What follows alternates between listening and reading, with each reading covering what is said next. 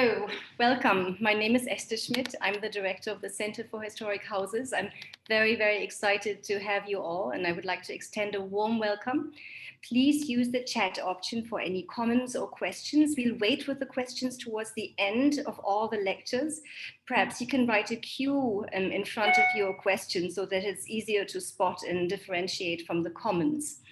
And we really like to have it as a very interactive session. So please, send a note from telling us from where you are, watching us. Especially during the pandemic, I think these events are wonderful opportunities to engage with colleagues, learn new things, and meet new friends. So please, participate. Thank you very much. So today is day 5. The conservation panel of our lecture series, Great Minds in Heritage and Historic Houses, and it is the last day of our Heritage Week, which has been very exciting for all of us. Now, the reason behind the title, Great Minds in Heritage and Historic Houses, is that the historic houses themselves and those who care for them are meant to be the focal point of our discussion. In our lecture series, we have invited people who've made important contributions in thinking and writing about or caring for historic houses, their collections, and the people associated with them. Others have been active in ensuring their existence through concrete efforts of conservation, management, interpretation, and reinterpretation, or through new design efforts or adaptive reuse. Their work, our work, is meaningful, but also because of how communities are affected by these initiatives. In many conversations with owners of historic houses, the concept of community and the relevance has fundamentally changed during the pandemic. And one example is today's event. So we have so many speakers and people in the audience from many different corners of the world, and that is fabulous. That's something we really want to encourage at the Center for Historic Houses, to build bridges. The Heritage Week has been guided by these aspects connected with historic houses, and I divided the event into 4 panels: curation, education, heritage management, and conservation. All of these lectures are available on our YouTube channel, and perhaps someone can mention the link in the chat box, the Center for Historic Houses YouTube channel.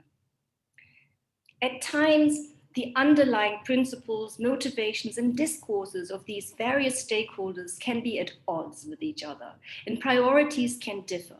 I believe that it is important to listen to the various groups and to engage in discussions rather than to impose our own views or set of priorities. Recent debates and events, from the pandemic to political events, have caused us all to rethink our roles and the purpose and contributions of the historic houses or the other institutions we are associated with, and to what extent we need to rediscover or possibly revise some of the original ideas. In the context of curation, for example, we looked at some museum practices that were established in the 19th century. For instance, it always occurs, I'm surprised that when I want to see Indian art, I suddenly have to go to the Islamic art collection when I want to see Mughal art. All of these things are, well established in the past, but our scholarship has moved forward. So how do we deal with all of these things? Historic houses have multiple histories and layers of meaning, and it remains a challenge to consider all of them. I'm personally very excited about the idea of knowledge transfer between the various stakeholders and exchange between different countries or even continents, and to learn from each other. Our Center for Historic Houses, established in 2019 with the Conference on Water and Heritage, and we are very inspired, and we work together with ICOMOS Netherlands. It's very young, and we are at the very beginning of our work. We are delighted about the warm welcome, the great interest and support from our colleagues, partners, and the audience. This week has been a fantastic learning experience, and I would like to thank all of you who contributed, especially our speakers tonight, and also our interns from the University of Oxford, who've been working tirelessly behind the scenes and have done fabulous work. Many well-known institutions, including the world's most visited museum, the Louvre, has participated in our program, to the world's largest museum, the Smithsonian, with over 19 museums. Yet there were so many new things we learned in this week. For instance, the little known Asian art collection at the Louvre. I'd like to conclude with some observations from this week.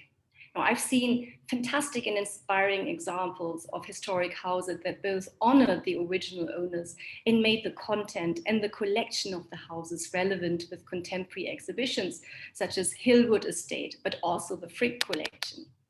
I also want to mention Darren Milligan from the Smithsonian Learning Lab. He said, how can we help young people to be successful in their lives?